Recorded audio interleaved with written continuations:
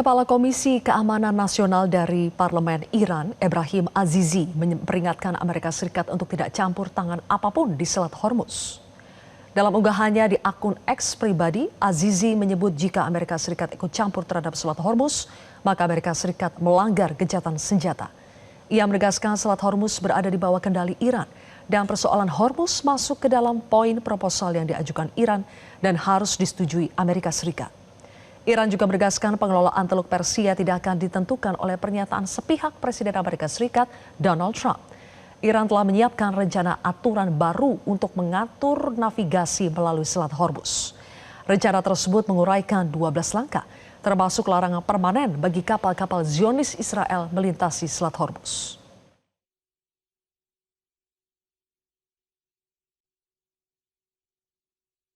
متعلق به جمهوری اسلامی ایرانه و این آبهای نیلگون خلیج فارس در استان هرمزگان مربوط به جمهوری اسلامی ایرانه، اینها احتمالاً یه خسارت هم داشته باشه، اون جبران خواهد شد، اما ایستادگی با مقاومت نیروهای مسلح و مردم بزرگوار استان هرمزگان و جزایر سبب شد که ما این موضوع را به اثبات برسانیم.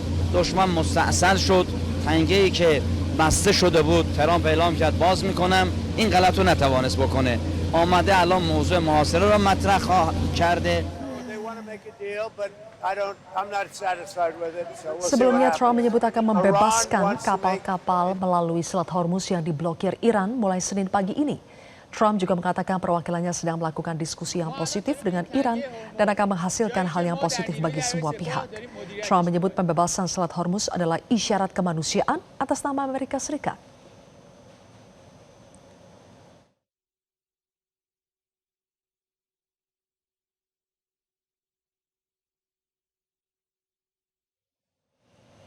Iran memberikan tenggat waktu 30 hari bagi Amerika Serikat untuk menyudahi agresi militer dan mencabut blokade. Namun di sisi lain Amerika Serikat justru mempertimbangkan kembali opsi untuk memulai kembali agresi karena tidak puas dengan proposal baru yang diajukan Iran.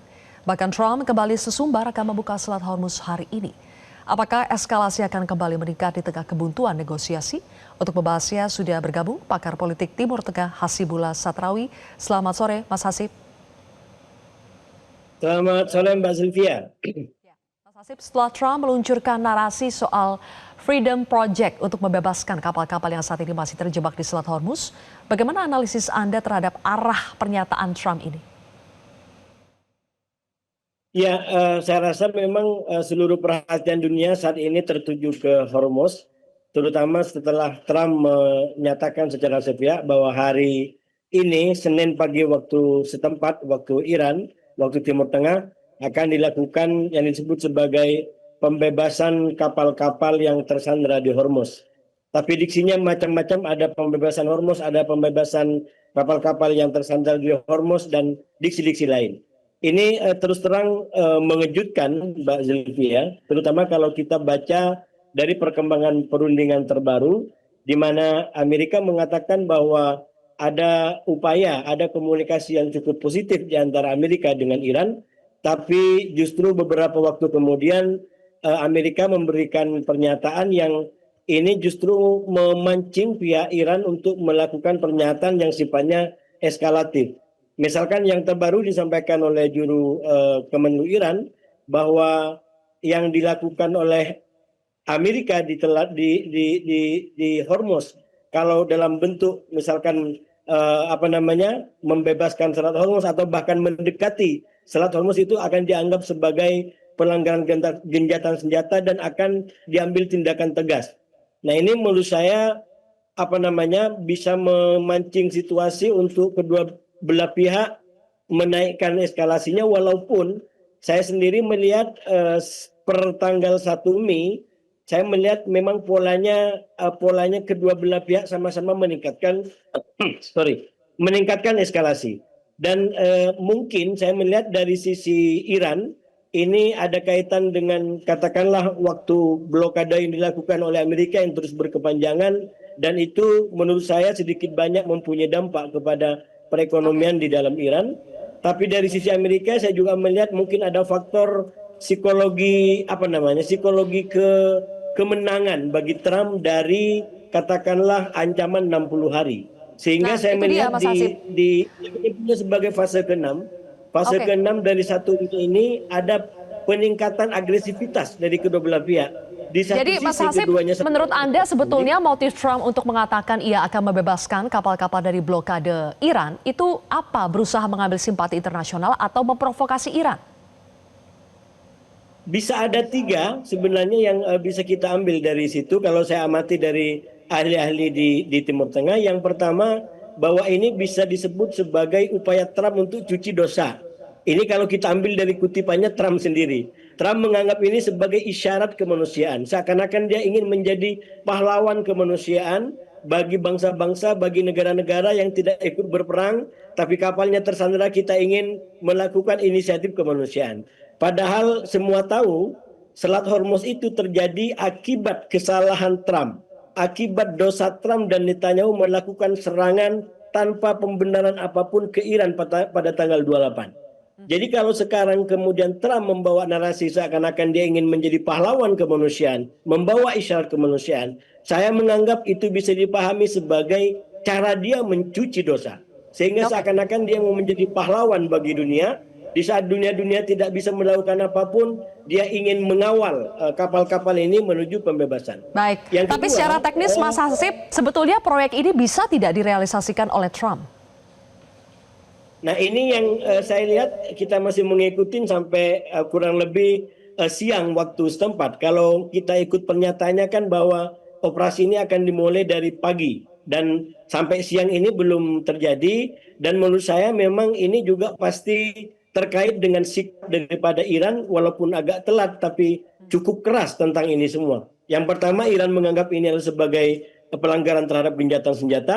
Bahkan dengan tegas Iran mengatakan kalau ada angkatan bersenjata manapun, terutama dari Amerika, mendekat ke Hormuz, maka akan diambil tindakan militer yang tegas. Saya rasa kalau ini betul dilakukan, maka ini akan menjadi kayak semacam akhir daripada gencatan senjata ini, dan sangat mungkin kemudian bisa membawa kedua belah pihak atau tiga belah pihak dengan Israel ke perang kembali yang seperti terjadi atau bahkan lebih besar daripada sebelumnya. Mas Hasib, saat ini proposal baru tengah diajukan Iran ke Amerika. Proposal baru tidak membahas soal pengayaan nuklir Iran. Nah, apakah hal ini bisa menjadi isu yang dipersoalkan oleh Amerika Serikat? Kalau kita ikutin dari awal, saya rasa memang Iran melakukan sebuah pendiktean, upaya mendikte balik Amerika. Amerika mencoba untuk mendikte Iran dengan berbagai macam cara dan ancaman-ancaman yang dilakukan, tapi dari awal Iran tidak menunjukkan kegentaran sedikit pun. Bahkan pada titik tertentu Iran membalik tekanan Amerika, justru kemudian menjadi tekanan balik. Saya katakan tadi ini adalah fase ke-6, fase ke-5 yaitu di tanggal 21 kalau kita ikutin secara kategori saya sebut itu adalah fase terlemahnya Amerika. Karena di saat Amerika mengultimatum dengan berbagai macam ancaman-ancaman keras, justru tidak tercapai yang dia mau dan justru melakukan perpanjangan perundingan gencatan senjata secara sepihak. Sehingga apa? Iran justru semakin di atas angin. Bahkan di fase ke-6 sekarang kita lihat eskalasinya Iran, retorikanya Iran betul-betul menanjak kalau dibanding daripada fase-fase sebelumnya. Iran Baik, bahkan terakhir, Mas sampai Hasib. memberikan dua pilihan bagi Amerika.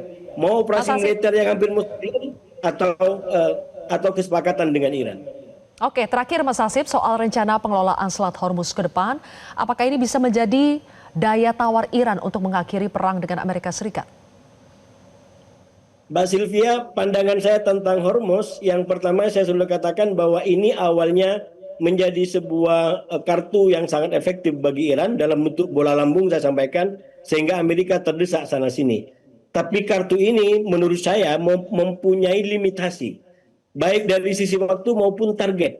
Nah, kalau Iran tidak betul-betul memerhatikan limitasi ini, saya khawatir Hormuz justru menjadi titik balik. Dari awalnya dunia memaklumi dan menganggap Iran sebagai negara yang berani mengkoreksi Amerika, justru Iran bisa dikhawatirkan kayak semacam menjadi common enemy atau bahkan musuh bersama.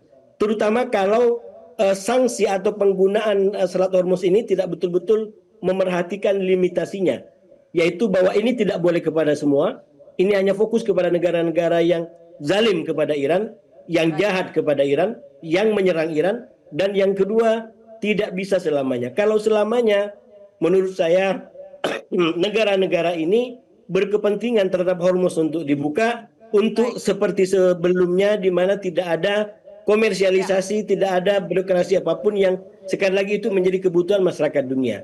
Saya berharap Iran bisa konsisten dengan limitasi ini sehingga tidak justru ini menjadi senjata makan tuan bagi Iran.